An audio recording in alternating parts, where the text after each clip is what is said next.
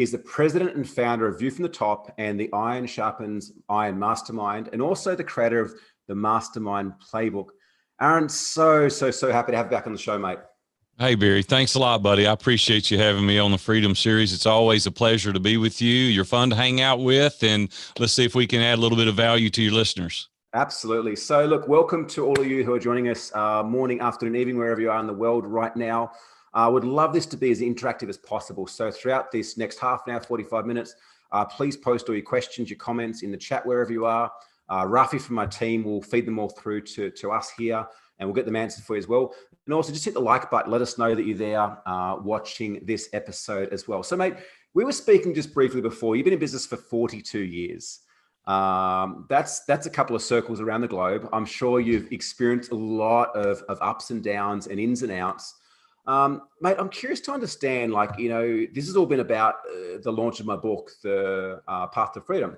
Like, what is freedom to you? Yeah. How do you That's define a great, freedom? you know, I think it's been different answers at different seasons of my life. And when you first start out, I was a very poor kid growing up. And then I wanted to make money. That was like my sole objective. That was my focus, because we came from a very poor family. Yeah. And I didn't have any money. And I said, man, if I can just get some money, then I'll be free. And that's true to a certain extent. I like to make money. It's good to make money. But freedom for me is being able to choose. Yes. And I can choose today. I go to work or I don't go to work. Or I go to the lake, or I go, you know, vacation, or I come to work, and I choose who I get to, you know, hang out with every single day. Now that encompasses many things, but for me, that's an air of freedom. Yeah, it's a really interesting point. And I guess my views on freedom is the same, like the ability to do what you want, when you want, with who you want, how you want. Right. Something that's just come through to me there, and a question to ask is, how does this relate when we talk about employees? Something that I've heard before, and I know it was something that I dealt with a few years back, is guilt around being in a position where I had a business that was providing me an income, it was providing me time, and I didn't have to be working away. Like, I'd love to know your insights around, like, how does a business owner that maybe isn't in that position or entering that position deal with potential guilt around, well, like, I'm off at the golf course and my team are working, like, that seems a bit unfair to me, or how can I go and enjoy myself doing that when my team are back at the office working? Yeah, thank you for asking that question. It's a great question, which I've dealt with extensively over the past 42 years.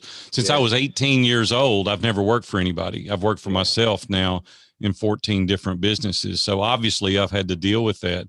But there's a different perspective, Barry, that you can look at. If you didn't provide that opportunity, would they even have a job? Maybe. Maybe not. And so I've provided jobs for hundreds, probably thousands of people over the course of 42 years. The other thing is that you're the one taking the risk. Yeah. It's like, you know, they get to go get another job. You may go bankrupt, right? Or you've got to borrow the money, or you're the one that has the sleepless nights, and you're the one that's got to make it work. Now, yes, I give it to you that I go to the golf course, or I'll go to the lake during the day, or I won't work at all for a day or two. Or Robin and I just got back from a 2-week vacation celebrating our 40th wedding anniversary. Congratulations. And thank you. My whole team continued right on. The other side of that is I compensate them well. I don't take advantage of these people. I really make sure that them and their families are taken care of well. And so I think you've just got to look at it from the perspective of, if it wasn't you, they'd be working for somebody else, and that person would be dealing with the same thing. It's just some of the pros and the cons of being a small business owner. There's a lot of cons that go along with that as well. But one of the pros is that you can work or not work. And, you know, that's a business. That's something that's providing recurring revenue for you. The other way is a job where you're exchanging your time for money. And so that's the benefit of being an entrepreneur and being a business owner, is that you get the freedom to do the things that you want while your team and staff are working, but compensate them well. Yeah, I love that. So looking after your team, compensating them well, but also realizing too that if they're not going to work for you, it's possibly someone else. But equally too, they of course have the opportunity to work for themselves as well. And I guess to add to that, one big thing for me is that, you know, I remember back a couple of years ago, I'm like, how could someone enjoy doing this stuff that I don't enjoy doing? And that was a big kind of an aha moment for me to realize there's people out there that enjoy doing things on the computer or managing staff or doing those other things that are maybe not my wheelhouse, but they love it. Like that fulfills them and drives them. And I guess it's a matter of finding the right team members for the right role company as well. The thing is I'm a creator developer. I'm the visionary, and we need many integrators, right? We need Yes. people with boots on the ground, people that like to get into the minutia, get into the details. That's not me. I'll go into our COO's office and I'll go, hey, I want to do this. I want to do this. And this is what's going to happen. And they'll go, wait a minute, time out. What about, I said, listen, that's what I hired you for. You figure out the details. This is the vision. This is where I want to go. Yeah. And you are the guy. They don't want to be on these interviews. They don't want to lead classes. They don't want to create playbooks. They don't want to lead mastermind groups, right? They want to be behind the scenes, collecting the data, making very intricate, detailed decisions. And so that's their giftedness. And I want to operate in my zone of genius, not in my competence. I want to operate in my zone of genius, and I want everybody on my team to do the same. We just all have different areas of genius. Yeah, I love the response. And I'm curious to know, for the guys that are watching today live, please put your questions in below. Are you currently operating as an integrator? Are you the one that's kind of behind the hamster wheel doing all the things, or you're playing more in the space of visionary? Are you the ones creating the ideas and taking them back to your team to execute? Aaron, 42 years being in business, that's a decent stint. And I'd love to know, looking back on your mindset, how has that changed or evolved over time? They say that the average millionaire in America has been bankrupt 2.3 times.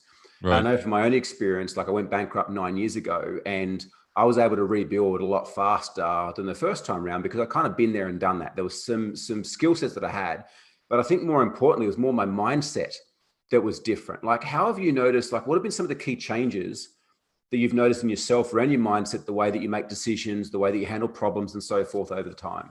Yeah, a real advantage I had as a young guy, my mom had a real growth positive mindset.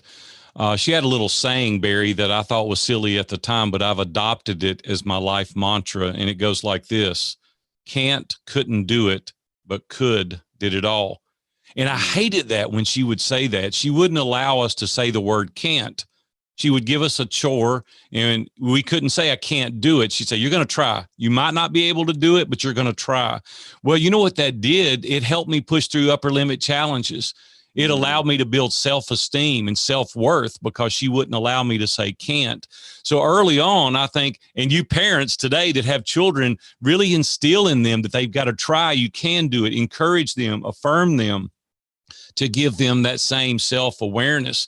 But what's happened over time was I had that voice in my head. It's you can't do it. You're not good enough. Nobody's going to buy it. There's no way you're going to start a business and be successful. And I had to think, yes, I can do that. I had to see it visually first, right? Yeah. It's like a professional golfer. He always backs up and he sees that line first. He's hit that shot 1,000,000 times in his mind before he ever approaches the ball. And it's that muscle memory. It's the same way in business.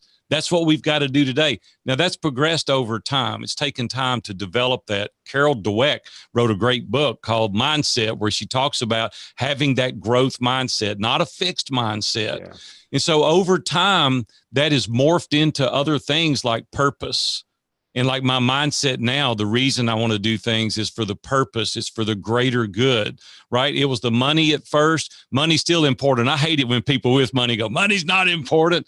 It is important, and let's use it in the right context. Let's don't make it your God, make it part of what you're doing. So just develop the mindset of success and significance, really have it together financially, but also don't forget the significance piece. Yeah, I love what you shared. There's so many things that are popping off. The first thing we had, I know a mutual friend of ours, Mike McCallowitz, on yesterday morning, and he talks about the importance to bake profit into every transaction in business, and how companies that are operating from the profit first approach grow faster on average than those that don't. Also, what you shared too, it reminded me, on the weekend, I took my sons to play, to go bowling. And last week I was criticized by a friend, how competitive I are with my kids. We play Monopoly and I go all out. We play soccer and I go all out. And they're like, you gotta let your kids win. I was like, hell no. I got to let my kids win. They win when they win. That's right. My kids have got to be okay with failure, because failure builds resistance, especially from a young age. I don't want to wrap them up in bubble wrap. So when they turn 16, 18 years old and move out of home, all of a sudden life knocks them down to their first experience. I want to be knocked down now. Right. And then where you can pick them back up, dust them off. Absolutely. Yeah. We went bowling on Saturday. My youngest son smoked me. And the cool thing about it was he knew that he won. Like he knew hand in hand that he won, he deserved it. He got celebrated for it because I didn't go easy on him. Yeah. Sure. You know? Well, that instills that grit in them, that determination. And I'm not an advocate of every kid gets a trophy. We all get a ribbon. No, we get a trophy if we win. And that's the same way in life, same way in business, right? Go for it, get in the ditch, really work through it, but have those mentors like you, like your son. If he lost, you'd be like, hey, you've got this. You can do this. You keep trying. You keep practicing. You keep throwing it across that second arrow and not the first arrow, and you're going to come in the strike zone. You're going to make it, and you can coach him along the way. Yeah. But if you let him win, he never knows what real competition's about. Absolutely. And the same friend that criticized also made the comment that they're very commercially minded. For like 9 and 10 years old, they've got business heads on them already because from a young age, like playing Monopoly, like I said, I'm not going to let you win. Like you got to earn the win. And as you said, to pick them up when they have tantrums and tell them to go again. But Aaron, like you run a phenomenal business in the mastermind space, very, very successful, high retention rates, 19 groups in multiple countries around the world with like 8 to 10 people per group. I'm curious to know, what are some of the common challenges that you see people face week in, week out that come forth within these mastermind groups? Yeah, the biggest obstacle that people are trying to overcome is isolation. And especially right now during this pandemic that we're going through, people have never experienced this. We haven't gone through this before. And you are the average of the 5 people you spend the most time with. And if you're spending no time with anybody because of the pandemic, what are you the average of? Isolation is the enemy to excellence. Yeah. And if you really want to propel your life to the next level, you've got to get around people, and you can do that virtually. You and I wouldn't have a relationship at all if it wasn't for this virtual relationship, because we're in 2 entirely different locations around the globe. And so the same thing is the case for small business owners. Like, who do you talk to when you have problems? Who are your trusted advisors that are non-biased? You got family members and you've got people, your banker, but they're all biased.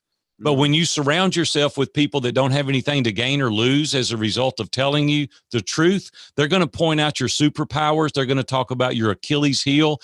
And more importantly, they're going to point out your blind spots, because other people see you differently than you see yourself. And I want to know. Dave Ramsey invited me years ago, decades ago now, to be in his mastermind group. And we spent 12 years every week, hardcore masterminding. And it sharpened me. It made me who I am today. It challenged me. It pushed me beyond those upper limit challenges, and it gave me the courage to move on. If you don't have that, who is helping you make the decisions today? Because we can't make all these alone. That's the primary focus of the people that are joining today. Yeah, I love that. And it's so right. Like having people that are able to give a shit enough about you to point out the weaknesses or point out the things that you might not be seeing yourself is priceless. You know, we were on a call, Barry, yesterday, and one of the guys was kind of asking some very important questions, but he was working around his shop out at his home office. And one of the guys got right up in the camera and he goes, man, why don't you put down those tools and pay attention to what I'm saying to you? Because what I'm saying to you is important. And the guy freaked him out at first. I could tell he was getting angry, but he put it down. He thought, you know what? He's right. I'm asking a very important question and I'm really not paying attention. And so we need to pay attention. We need people that'll get in our face and say, listen, you can't do this, or you can do this, and here's how you can make it different. And so the people that love you the most are the ones that's going to call you out and say, Barry, you can't do that. You've got to do this with your kids, your wife. You've got to do this with your business. You can't slack. You've got to show up. And you're like, man, you're right. I do need that. See, we need accountability in our lives. Yeah, absolutely. We've got a question here from Jeff from Sydney. If you're watching live, welcome to the show. Please post your questions you've got down below in the chats, and we'll absolutely get an answer for you. Question for Aaron. Considering you've worked with ISI for a long time now, what are your observations on how encouraging trust and vulnerability has evolved over the years? Great question, Jeff. Yeah, that is a great question. You know, when you first get into a mastermind group, the worst thing you could do is to just share all your dirty laundry immediately. The people have got to earn your trust, right? And so you've got to go in there and you dole out a little bit. We're really, really big on confidentiality. They sign non-disclosure agreements. And so very serious in nature. We have people that do, you know, $100,000 a year in revenue, and we have people that do 50 million a year in revenue. So it's very diverse. And so the things that they're talking about are oftentimes very personal, very real. So they have to gain trust. And so what you do is you earn that trust over time. We've had people for 7 years meeting in the same group in Iron Sharpens Iron now. And now it goes without saying that it's confidential because they've earned that trust over the years. And so just be slow. It's a lifetime investment for what you're doing. It's not get in a mastermind, suck it for all it's worth, get out and go to the next mastermind. You're not building continuity that way. You're not building trust that way. Barry, if you and I were in a mastermind group, we would know each other intimately. I would know about your wife and your children and your business. And listen, Barry appears to have it all together on the Freedom Series. He doesn't.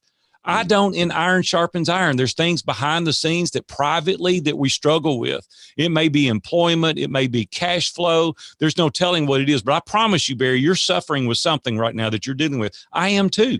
We all are. And we've got to trust the confines of that small group to help us work through that challenge. And so great question. But I think the trust is earned over time. You go slow and you go very deliberate, and then you've got a trusted board of directors that you can lean on. Absolutely.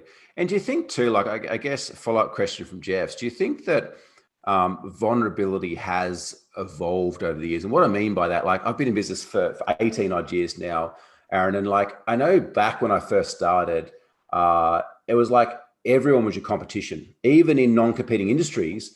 From where I was from, it was like everyone was competing for some prize.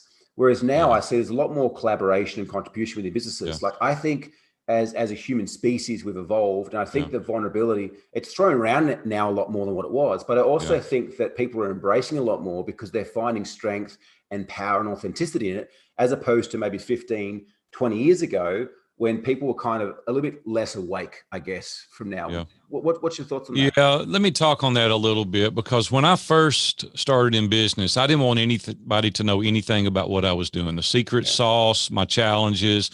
And then when I got invited to Dave Ramsey's mastermind group, I knew Dave. I sponsored his show for 21 years.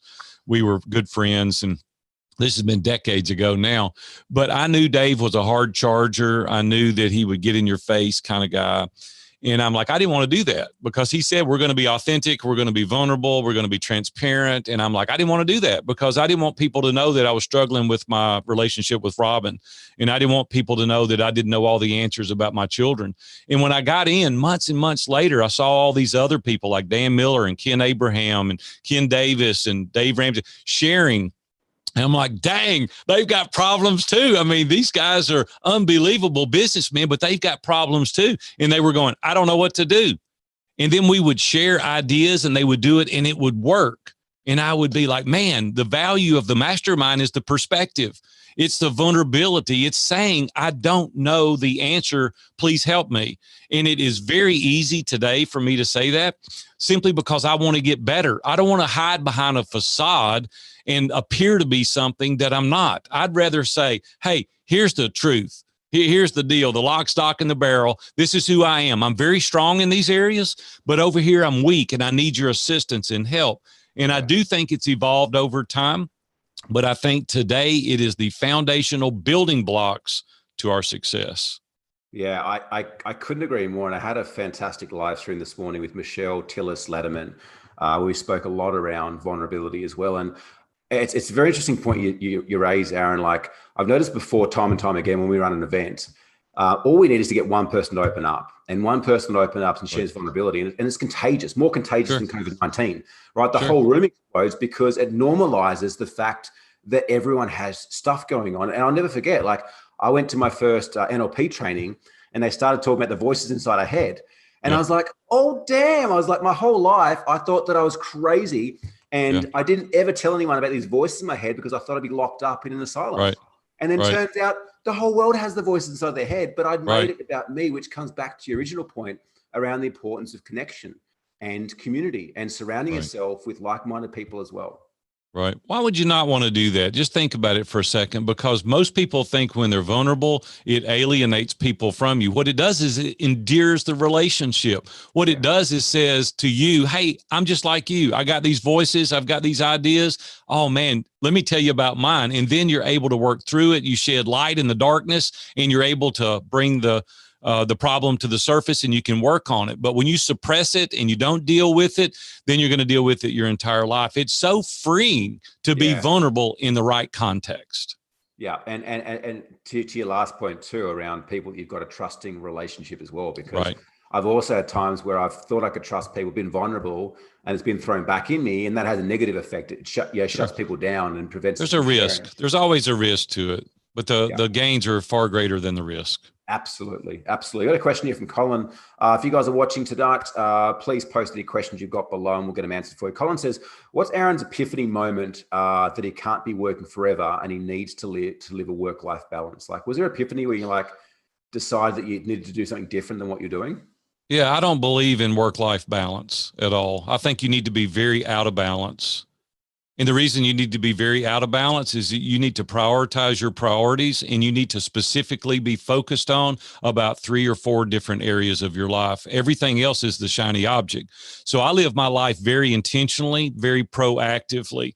People say, you need to work this many hours and you need to be off this many hours. It's all encompassing. It's all one. You can't separate the entrepreneur. I am who I am. But I choose very proactively to do the things that I want to do very intentionally. And I schedule things very proactively. And I determine what I want in life. And I say, this is how much money I want to make. This is how many hours I want to work. This is the money I want to give away. This is where I want to live. These are the trips I want to take. And I build my life around that goal. And so I'm very intentional about what I want. Here's the problem. Most people don't know what they want. Yeah. The truth is, I could say, Barry, if you weren't hindered financially or geographically, what would you do with your life tomorrow? Most people don't know the answer to that question. See, I do know the answer to that question. I was making money and I was living in the big house and had the vacation home and the 1,000-foot driveway and the Mercedes. I had all that stuff. I had all this, nothing wrong with that stuff. But in August 2001, I ran over and killed a pedestrian on my way to the office, and my life come to a screeching halt. And I thought, what would my legacy have been had that been me that got killed? And Barry, my legacy would have been poor kid from Nashville, Tennessee, makes enough money to retire at age 27 and nobody cares. And I was like, dang, that's not what I want my legacy to be. I want my legacy to be, hey, Barry's life is better as a result of having known me. I want to look outward. I want to be the giver. I don't want to be the taker. And the more you're the giver, the more that people want to be around you. That natural reciprocity, they start sharing, they show their cards, they help you. Now we're living a life of purpose and meaning that matters. And you know what's happened as a result of that? My income has doubled and then doubled and then doubled. And today I share and I teach. People say, you're crazy for teaching everybody all the things that you know about masterminds in the Mastermind Playbook. I said, you know what's happened to the Iron Sharpens Iron? It's skyrocketed because I'm teaching. I'm showing people how they can do it too. There's 7 billion people on the planet, Barry. We've got a few hundred of them that make a 7-figure income. And there's billions of people out there that you can touch that I never will. And I want to teach you how to do that. That is when you really determine that you're living a life of meaning and purpose, and forget work-life balance. Focus on what you want to accomplish, and you'll have all the balance you need. Yeah. Fantastic answer. And I've got so many things popping off right now in my brain that I want to ask you, mate. I guess the first one, like work-life balance, for me, it was something I tried to achieve for many years. And then I realized work-life balance is having, being in tune enough with me, within myself, to know where I need to focus my time. Is my relationship suffering? Is something going on in my business? And be able to adjust to the changing environment, rather than like, I'm going to work 8 hours a day and have 8 hours off and sleep for 8 hours. It doesn't work, especially for a visionary. Like we are not good. We are not good with structure. And nothing made me more nervous than knowing I was about to go on a 2-week holiday where I couldn't pick up my phone. Because that was when all the ideas came through. Right. Here's the thing too, it's communication, and it's communication with the people that matter. I just told you 40 years of marriage. Robin and I got married 2 weeks out of high school. And so we just celebrated 40 years. But Robin will tell me, hey, man, listen, you're working a little bit too much. I'm like, man, you're right. You're right. Or I'll go to her and I'll say, Robin, are we squares? Things good? Am I working too much? What can I do? It's communication. Our children, I've got a daughter, 37, that is the chief operating officer of our company. I've got another daughter, 35 years old. Every year we'd go to our vacation home and we'd spend a week, and I'd say, Brooke, Holly, where's dad failing you? What can I do better? Am I available for you? Am I taking you to things you want to do? Am I showing up? Am I present when I'm present? It was asked, listen, don't do that with your small kids unless you want to know the truth, because they'll tell you. And when you do that, you tell them that their priority. It's like, I want to do what's best for our family first. I'm Christian by faith. So that's number one priority in my life. Then it's my family, and then it's my business. And if you keep things in that order and really focus on accomplishing goals in all of those different arenas, you're not going to have a work-life balance problem. But most guys or girls, they want to work. They don't want anybody telling them what to do. And then they offer their family on the altar of finances rather than holding them up, making them the most prioritized thing in their life. And they get in trouble. They get a divorce. They go on their way. So what happens is they come home with a pocket full of money to a house full of strangers. And what you're going to do is die as a rich old guy with no relationships, the thing that matters the most. And what we've got to do is pay attention to the things that matter in our life. Yeah, I love that. I love that. There's a bunch of the comments are blowing up. There's a bunch of questions coming through. I want to get to in a second. If you're enjoying this conversation as much as what I am, please hit the love or the like button. Curious to circle back to something you said a moment ago around, like, obviously it started for you chasing money. Now it's this fulfillment thing. And it's funny, I speak about that a lot in my book, The Path to Freedom. You know, like I got to a position where I was financially free. Then I got to a position where I had my time, I didn't need to work. But I got locked up like 6 weeks ago in Bali immigration. I tried to fly home. I'd been living in Bali, and I got stopped at the airport in Bali and got thrown in a room for 4 nights with very little food and water. And turns out the key tags, the visa that I had was fraudulent, and they were going to trial me for fraud and throw me in jail.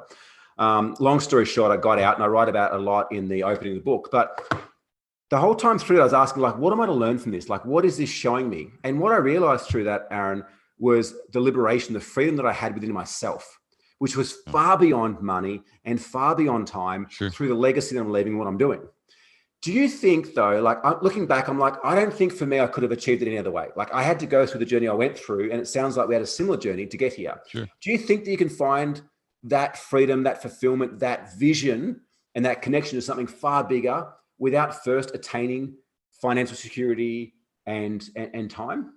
Well, I think we can totally have freedom without necessarily having financial freedom. I think that's a component of it.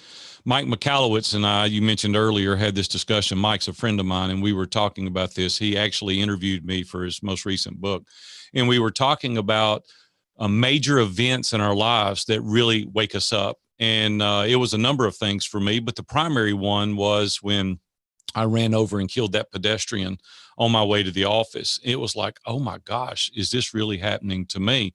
We're intellectual beings, and I think we should be able to make great decisions without that level of catastrophe in our life. But most of the time, you know, when you get a divorce, one of the spouses, you know, lose 50 pounds, they shave their beard, they clean themselves up, and they get a great job. And you're like, why did you do this before the divorce? We probably wouldn't have got a divorce if you'd have done this earlier. It's that catastrophe. But what I'm trying to teach people to do is to self-evaluate, to really have that open communication with trusted advisors. See, people see you differently than you see yourself.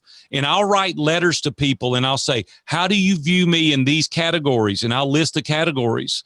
And you will be amazed at the responses you get. You think, man, that's not at all my intention, but that's the perception that you're giving to other people. See, I ask a million questions about everything because I know intellectually that other people see me differently. I'm a real hardcore, in your face, hard charging kind of guy. My wife will tell you, though, I'm very compassionate. I have a lot of empathy. I love people. I want you to do well. But I'm like tired of people like, get off your butt. Let's decide what you want and let's go get it. It's that grit and determination and that perseverance, you know. But when people are trying that and they can't, I have a lot of sympathy. I have a lot of compassion. But for those lazy deadbeats that are sitting on the couch playing video games every day and they're complaining because they don't have any money, that's why they don't have any money. That's why they're not being significant or successful or purposeful driven. And I don't have any patience for that. But the truth is, I'm very compassionate. I'm very loving. I'll cry like that if you're telling me something that's sensitive in nature. But the point is that we've got to determine what the freedom is, and your book will do a magnificent job in that, and then determine a path by which you can get there and get people to hold you accountable to that path. The thing is, Barry, we're not thinking outside the box. We're not thinking long-term. We're thinking about Friday. We're thinking about at the end of the month, and we're not thinking about 3 years from now. We do exercises called Come As You Will Be in 2023. You have to stand up before your mastermind group, and you have to give a lecture for 5 to 8 minutes talking about your personal life, your spiritual life, your relationships, your professional life, and your finances. And you've got to say, this is the way it looks today, pretending like it's 2023. Then they come back and we develop a plan and a strategy to help you work every single day on the task to get you there. The last one I did was in 2015 for 2020. Come As You Will Be in 2020. I've doubled 3 of my stretch goals. Okay. I said I wanted 10 masterminds. We're about to launch our 19th mastermind group. I said I wanted to make this much money. I make more than 2.5 times that now because I had a vision. I had a plan. And you can too. All of you listening to me today, you can do everything that I'm telling you to do if you're willing to be intentional and surround yourself with the right people. Yeah, absolutely. I'd love to nail down a couple of steps, mate, around how can they go from like watching this tonight going, yeah, all well and good, but you don't get it, Aaron, like I'm stuck, I've got this going on. Like, what are, say, 3 steps that they could take from today that could start to see them move forwards towards achieving something greater than what they're experiencing right now? Yeah, one of the things is the mindset. We already covered that a little bit. You've got to want it. I can't want it more than you. I called one of our mastermind members this week, and he's been complaining about the same thing for 2.5 years. And man, I had it up to here. I was like, man, and I got on that guy and I called him up and talked to him. And I said, I'm willing to be your accountability partner. I'll help you work through that thing. And then he goes, well, I'm not willing to do everything that it takes in order to get there. I said, well, I can't want it more than you. Okay. So you got to want whatever it is yourself. You can't impose on other people. You've got to want it. The second thing is that you've got to decide to do a personal assessment. You've got to really ask the questions to people that know you well that I'm telling you to ask. You've got to ask in 5 different areas, things about your life, how other people see you. The other thing is, and this is a big one, and some of you are going to get mad and hang up right here, and that's okay with me, but you're lazy. The truth is, a lot of you are lazy. You just don't want to put the effort in. It's the consistency. It is absolutely formulating a plan, following the task, doing it every day. I don't care if you feel like it or not. It's not about if you feel like it. It's not about following your feelings. It's about following a plan. Brian Moran has the 12-week year. We've implemented that years ago, and it works amazing. I'll put a plug in for Brian right now. Matter of fact, he owes me a lot of money because I've sold more of those 12-week year books than he has. But anyway, they work. People have added millions of dollars to their bottom line using the 12-week year. Brian's a great guy. He's a good friend, and it's a great book, and it works. The other thing is get somebody to hold you consistent. Listen, 7 years ago, I didn't know anything about this online world. I was in bricks and mortar for 35 years. I've owned bricks and mortar. 7 years ago, I didn't know my butt from third base. Nobody knew who I was. I've been on 2,000 podcasts in the past 7 years. I speak around the world now on these very topics. It's about having that grit, that determination, deciding you want it. Nobody's going to get in your way. Get the naysayers out of your way and determine I'm going to go there. And when you get that, you can implement this strategy that I'm talking about to get there. But it's the consistency, Barry, that people are missing today. Yeah, absolutely love that. Hit the like button. Let us know that you loved that there. While you take a sip of water, question here from Jeff. After decades in the corporate world, what's Aaron's top investing advice? Well, first of all, I wasn't in the corporate world. I'm in the entrepreneurial world. Maybe I'm misunderstanding his question. If you're asking what my favorite investments are outside of our business, first of all, my number one investment is in me. Yeah. In our business. My second number one investment, 50% of my income for 40 years has been in real estate. I love real estate. Real estate make people very wealthy. You can make a living usually doing your occupation. You can get rich in real estate. And so I hopefully have answered his question. Yeah, outstanding. And what I'd love to do too, any further questions or comments, guys, please drop them in now. Mate, I guess, how can people connect with you more and find out the great work that you're doing at Sharpens Iron Mastermind, but also the Mastermind Playbook as well, which is helping many people make money online in a very legitimate, authentic, and purposeful way? Yeah, I appreciate that, Barry. You know, if you want to really invest in yourself and you're a podcast host or a thought leader or you're a coach, you know, what coaches find out is they don't have a business. Coaches find out that they have a job. It's a high paying job.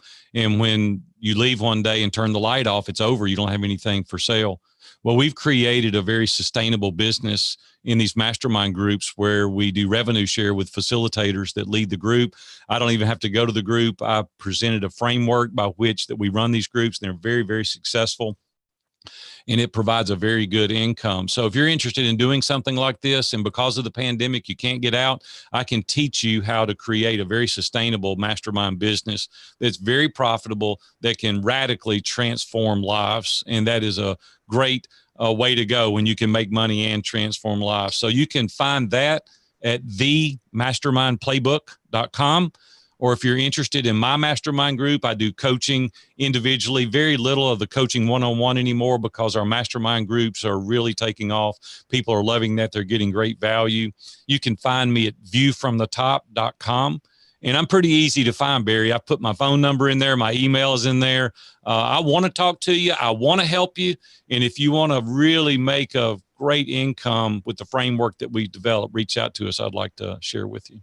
Yeah, I love that. I'll get Rafi will drop the links below, guys. So if you're watching this on the replay or live, there'll be links there now as well.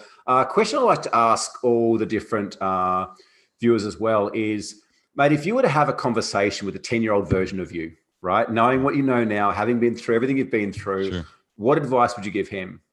Yeah, two things I would do, Barry. First of all, I would quit trying to hide the secret sauce, and I would share. We share everything we know to help people accomplish their goals and dreams. And I can't tell you how many hundreds of people come to us as a result of that. And the second thing is life is built around relationships. And if you focus on giving value instead of trying to make the sale, you can be very successful financially and significantly. And I tell people to fear missing an opportunity more than you fear failure, and develop a mindset of you can do something, you'll have all the success that you want. Yeah, fantastic answer. God, I love everyone's answers have been so different. I think I've recorded 50 of these in the last 3 weeks, and everyone's answers are so different. I want to string them all together. John commented before, excellent answer to Colin's question around the work-life balance. Fantastic answer. Isaac Stegman says, Barry, you have the most amazing guest. Do you know Isaac? Who is it? Isaac Stegman from the Kaizen Coaching Group. Maybe, I'm not sure, doesn't ring a bell, but forgive me if I know you and I'm not remembering. You know, I'm 60 now, so it's hard to remember everybody. Yeah, mate, you don't look a day over 40. You're awesome. Thank you. Mate, it's been an absolute pleasure. For everyone watching live, thank you so much for joining. Please keep the comments and the questions coming in. We'll be sure to get them answered as well. If you've loved this episode as much as I have, please hit the like button, show support, and also go and start a watch party on your feed. I think that Aaron's got some amazing advice there for people. I know that right now, you know, people have been beaten and battered and bruised around, and some of the wisdom you shared, mate, really touches to the heart of what's going on, and I guess can help motivate people and inspire people to create a better life. Because, you know as well as I do, like we haven't gotten here by chance. It's been determination. It's been the grit. It's been, you know, getting up every time we've been punched back down by life. But that's why we do what we do. And, you know, I wouldn't change any of that adversity or challenge I've had for anything. Yeah, Barry, I just want to suggest to your guests that are watching, whether it's the replay or live, to go grab a copy of The Path to Freedom, because that's what we're really seeking, right? And you've had the experiences, and I think that will be a really good read to add to their list. And so, hey, I commend you for what you're doing. You're going to be changing lives. This book is going to be amazing. I've not read it yet, so I'm sure it's going to be amazing when I do read it, but I know you as an individual, so I'm sure the book is great. Yeah, your copy's on the way, mate. So we'll put a link below as well. We launched, I think, 10 days. I'm pretty excited. You can tell. First book. And, you know, what I'm most excited about is, like, I grew up not being able to read properly, Aaron, not being able to read, not being able to write very well. I didn't really read a whole book until I was 18 years old, cover to cover. And that was the business book and have not stopped since. And I guess for me, this more than anything was me pushing through my own personal boundaries and things that I was told in the past that I couldn't do. But equally too, like me, you know, similar to what you shared, just like I know that what I've been through can help a lot of people not have to go through the same experiences. You know, they can read through this book, implement the stuff, and get there a lot faster than what I have, and probably you have as well. And this is where, again, your masterminds are creating such a huge impact as well. So thank you so much for who you are, all that you've done, and being a phenomenal guest here tonight on the Freedom Series show. Thanks, Barry. Good luck on your book launch. We'll see you.